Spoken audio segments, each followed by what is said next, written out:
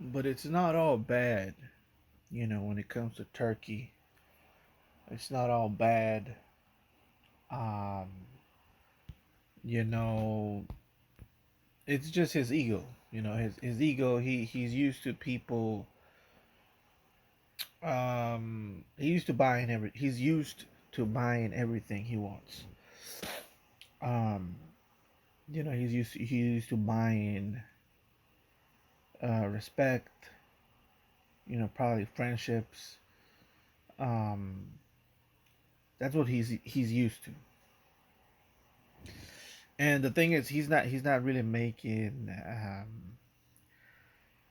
friends with other powerful people. He's mainly making friends with people that are less powerful than him and that kind of need him to pretty much survive in the sport. But there's people that have their own backing and that have their own names. Canelo's one of them. Tank Davis is another. Inoue is another. So Naoya Inoue, he doesn't need the United States or Turkey Alex Sheik to be a top earner or to be a popular boxer. He doesn't need Turkey Alex Sheik's money at all. Same thing goes for Tank. Tank is already big here in the U.S.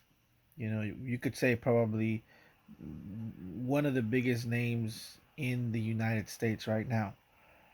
Probably bigger than Terrence, believe it or not. Terrence Crawford. Is he better than Terrence? Who knows? We might never know because, like I said, Tank, he's not taking some of these fights. Um, but when it comes to like I said, Turkey Alex Sheik, these are the guys that he can't get to because these guys don't really need him. These guys, the Tank Davis, the Canelos, the Naoya Inoue's. These guys they don't really need the Turks' money. And because of that, you know, Turkey is very cut and dry when it comes to his the way he negotiates. He just gives you an offer. If you don't take it, he moves on. He gives you an offer. If you don't take it, he moves on. Now, um, that's not really a negotiation. That's really you going around flexing what kind of money you have. And, if they don't listen, you just pretty much move on. You're pretty much telling them it's my way or the highway. That's not negotiation. Negotiation, there's talks going on, there's consideration of the other person. Um, that's negotiation. Negotiation is not, this is the price, take it or leave it. That's not a negotiation. That's giving me ultimatums or, you know, trying to make me look a certain way. It's not gonna work with people that have choices. With people that don't have choices, people that that don't have anywhere to go, anywhere else to go, like they don't have the backing of anybody. Those people need Turkey. That's why Terrence Crawford is with Turkey Alex Sheik. He's towards the end of his career. He knows he is Terrence Crawford, and he needs to start making more money. And not only that, he needs to start getting some of these fights in. Better fights. And Mr. Turkey Alex Sheik can't give him those fights. He can provide him those fights, and better than anybody else can in the sport of boxing. Why? Because, like I said, the landscape here in the United States, Oscar De La Hoya, the PBC with Al Heyman, you know, who else you got? You got Top Rank, with Bob Arum. You got all these powerful factions here in the U.S., but they don't want to work with each other for whatever reason they have beef with each other. They block each other. Um, and for whatever reason, it's just not getting the fights done. But here comes Turkey, and he's like trying to unite everybody with money, which is fine. That's good. That's good for us, because we get to see the fights. We get to see matchups that were never gonna happen. We get to see, um, fights that really, really were impossible to make because of how um, divided this country is. And so that's the good side of Turk, right? That he's making these fights happen. The bad side is, like I said, the ego um, clashing between the big money makers in boxing. And I personally don't like the way Turkey acts when he meets somebody with, the same amount of power that he does, that he has. That's when he starts to show his true colors. So it seems to me like the Turk, he doesn't like, um because since the beginning he really wasn't messing with Canelo too much, and I think he knows why, because he knows who he can manipulate and who he knows who he can manipulate and who he can't manipulate. And it has a lot to do with power. It has a lot to do with influence, and it has a lot to do with money. And if somebody doesn't need his money, somebody doesn't need his influence, and somebody doesn't need his power, he knows that he probably has nothing else to offer. And and he starts to fear that person. He starts to maneuver around that person. And it's really very sneaky, very smart the way Turkey works. It's like you see the power of the most strong dudes in the room, right? And you don't approach them head on, because you really ain't got the gab, or even if it was to be a physical altercation, you're probably not going to be able to beat them either. So you start to maneuver around the guy. You start to talk people that are lower ranked than him. You start to, and then once you got like a good like check in the board, then you call him out a little bit, poke at him, and then you see what happens. And that's how you corner a king, guys. For those of you that don't know, um, and is it working? It's not working, guys. It's not looking good for the fight between Terrence and Canelo. But let's talk about some of the good things that I believe is happening right now, which is that Turkey is not that experienced when it comes to matchmaking. And because of that, it's going to be hard for him to keep some of his fighters um, unbeaten. And here's the thing: people think that he's doing it on purpose. In my personal opinion, there's no such thing as a promoter wanting his fighter to lose.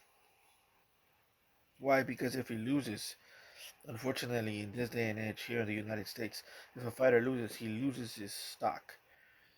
Why? Because that's just the mentality of most American fans. Now, Mexican fans, they don't care if you lose. Mexican fans, if you lose, they want to see you get back up. They want to see you um, get your comeback. You know what I mean? For Mexican fans, it's more about the struggle. It's more about the push, and it's more about the fight. And for American fans, it's more about winning.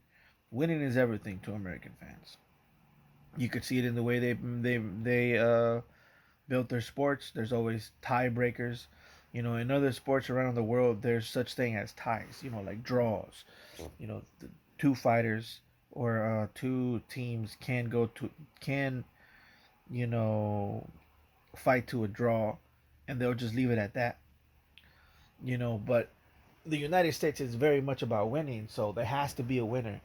And there's always tiebreakers. There's always, all of these different types of extra points you get for one touchdown. You get like what, like 3 or 5 points or something like that. So it's very important to the American culture to win, and losing means you suck, right? When to other cultures in general, it's not that way. Losing is part of growing. In other cultures, losing is just part of life.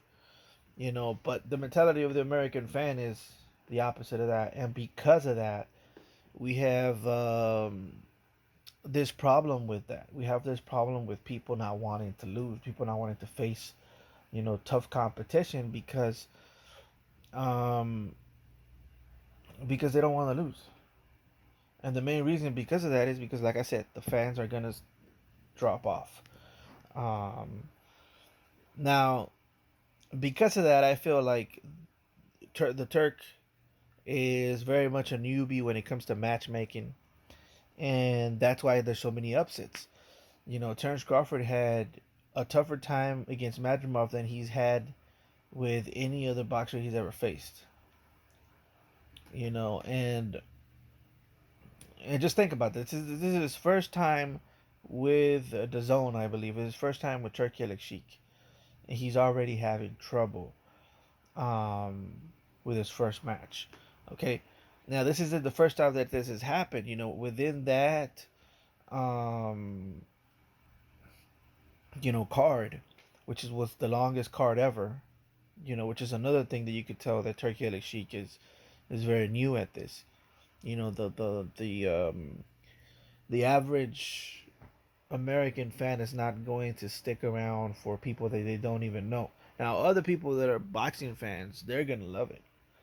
That's what the Turk is. The Turk is a boxing fan. He's a boxing hardcore fan.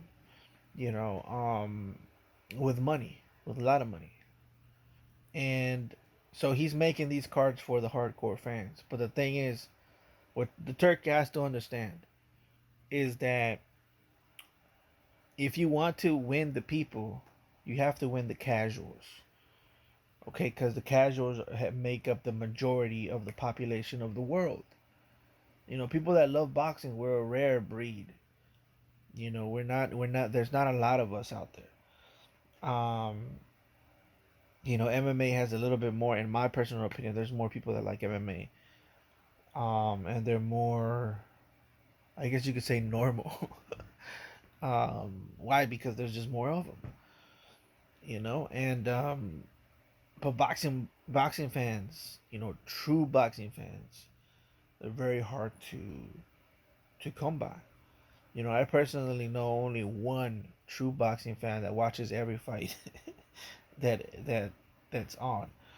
You know, um, but when it comes to MMA guys, I mean, where do I start? There's so many. But the point is, you want to get those casuals. Why? Because those casuals are gonna make your sport grow. If you make fights for the connoisseur, most people are gonna get bored. And this card was made. It was like almost like a love letter to the boxing fan. Okay, and I personally thought it was a good card. It was a spectacular card. There was good fights all around, right? But like I said, not for the regular people. The regular people were complaining already. They were saying it's too long. Who is Blood? Who is this guy? They don't know. They don't know. And that's what Turkey has to understand. In my personal opinion, he should have shortened up the card, um, and get names that he knows that the people will know. But that's my personal opinion. Now, the reason I said that the Turkey Al Sheikh is new at this is because, like I said, to make matchups and to make fights, more fights with your fighters, you need to set them up with easy opponents, right? And I'm not saying that he should do that. I like what's happening. I like that we're having actual real fights. That's what's happening. That's why there's so many upsets and there's so many close fights, because we're actually having real fights. When before Turkey showed up, everything was fixed. Okay, everything was prepared for the home guy to win, or the guy that was going to be set up to fight. For example, in this fight, Pitbull Cruz was gonna be set up to fight Tank Davis, right? And what would happen in a fake fight was that everything would be controlled for Pitbull to win. Everything would be controlled for Pitbull to win, and if it can't be controlled to that maximum um, way, then the fight doesn't happen. Everything from the gloves to the ring size to the ref you pick to the judges and the crowd, all of that has to fit in and be on the side of Pitbull Cruz. Okay? And the PBC would have done everything they could to make that happen if they were doing it themselves. But since it's Turkey, since it's the zone, you know, they don't really know how to do all that. They're new to the game. And that's why boxing was dying here in the US, because everything it was already too set in stone. It wasn't real fights. It was fights that we knew the outcome, and there were so many other variables that went into the fight that we could not control, including also forgot to mention weights. Weight clause and rehydration, crazy rehydrations, stuff like that. Um, but in this fight, that wasn't. You even saw the people wearing different gloves that they wanted and stuff like that.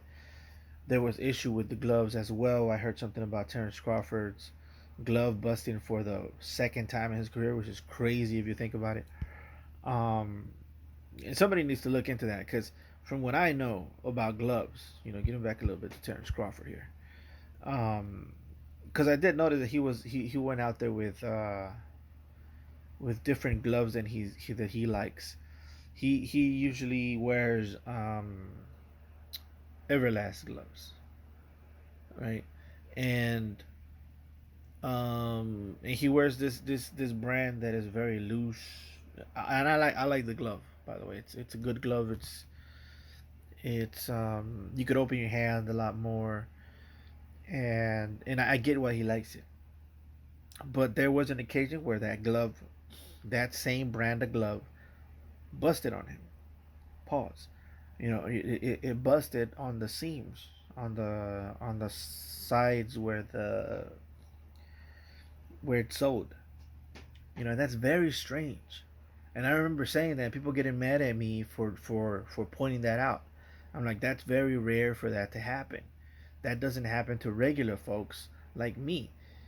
It should not happen to professionals. Why? Because professionals get fresh pair of gloves before they go in there. They check them a day before, or the day of.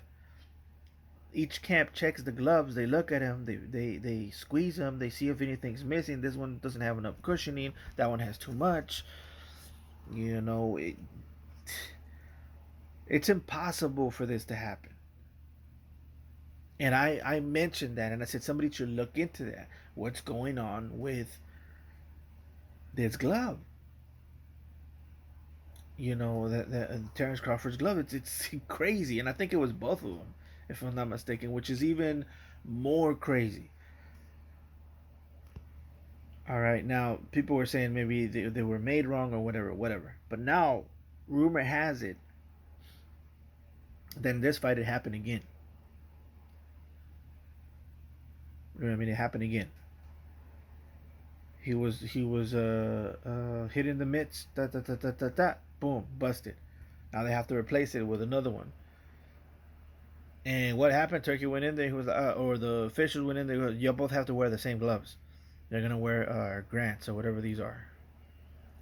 I think they're grants. And so that's what they wore. Now, from what I know, when gloves bust, that means that they're too tight and there's too much on the inside. Okay, and you know why? Why there's too much on the inside? Because they're packing their gloves. Now, I'm not saying that's what Terrence Crawford is doing, but if this is true, what happened in the locker room, that means this is the second time it happens to the same person wearing the same gloves. Um, and that's just crazy to me. Like I said, it doesn't even it's hard for it to happen to just hobbyist martial artists. It doesn't happen.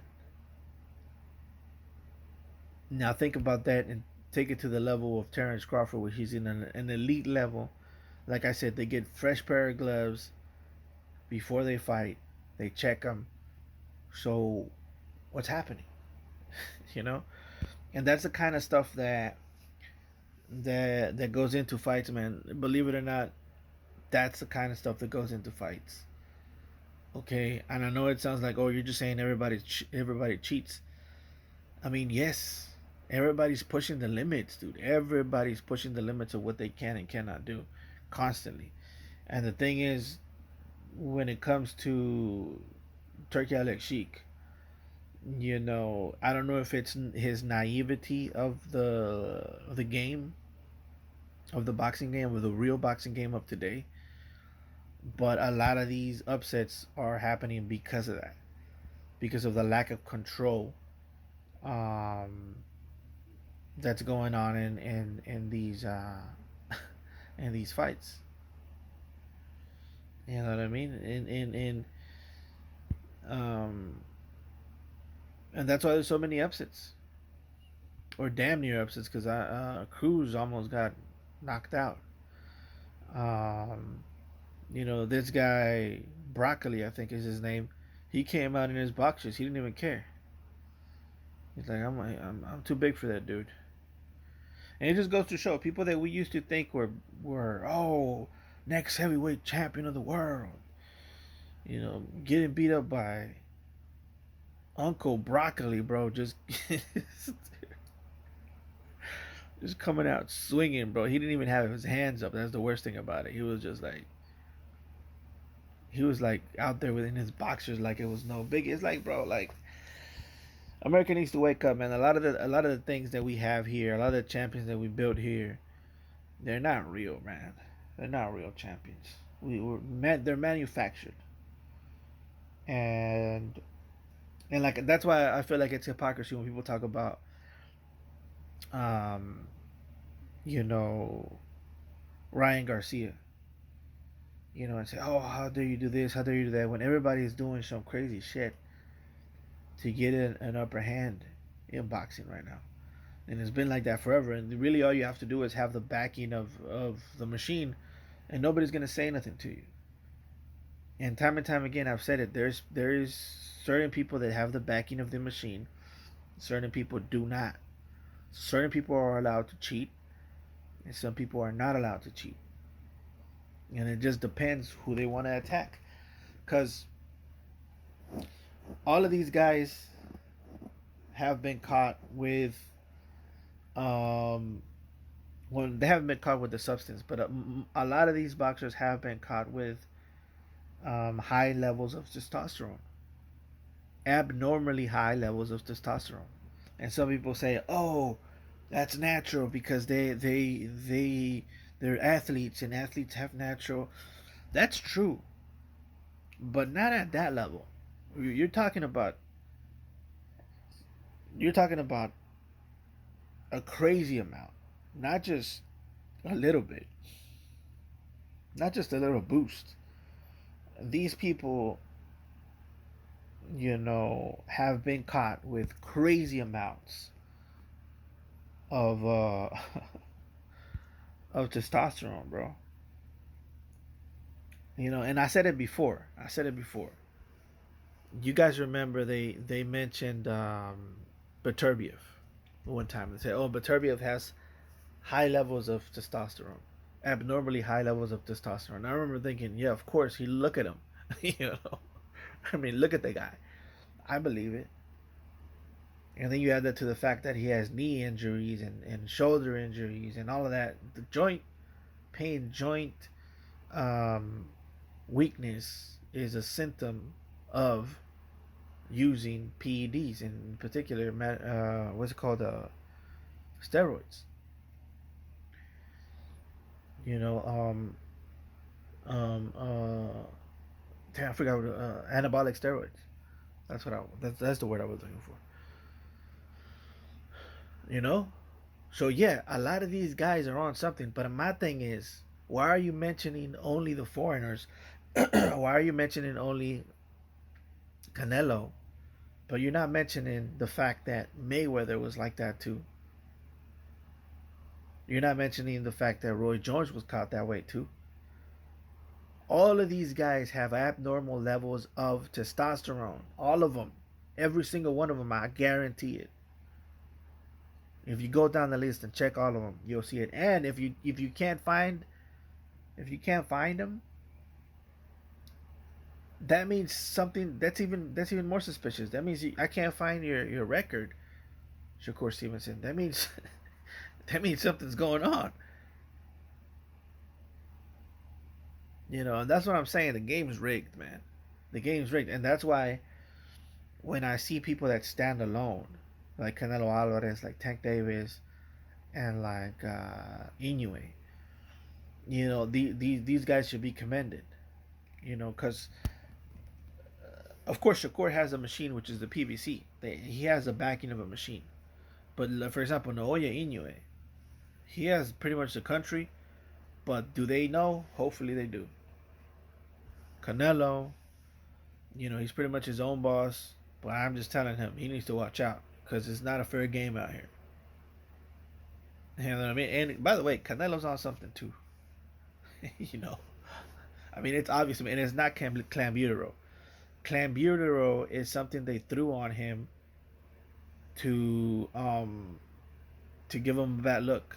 That was all politics. That was all. Um, it's like, put it this way, and I said it before. Mexicans have the most amount of rivalries in boxing. Black people think they have a rivalry with us. The Japanese think they have a rivalry with us. The Puerto Ricans think they have a rivalry with us. The Filipinos think they have a rivalry with us. All of them. Okay, and the U.S., the media machine in the U.S., all they have to do is say something about Canelo Alvarez, and you're gonna have all of those factions jump into conclusions to try to attack the Mexican fighter. It's very easy. And here's the thing: they knew he was on something. They've been knowing Canelo was on something. They just couldn't find it. They just couldn't find what it was. And the same thing with Beterbiev. We all know he's on something. We just can't detect it because they know how to flesh it out. And it's everybody doing that, bro. It's everybody do that. But like I said, some people get away with it. Some people are allowed to get away with it. And the media doesn't say anything about them. And other people, they eat tacos and boom, they're on them. You should have made those tacos.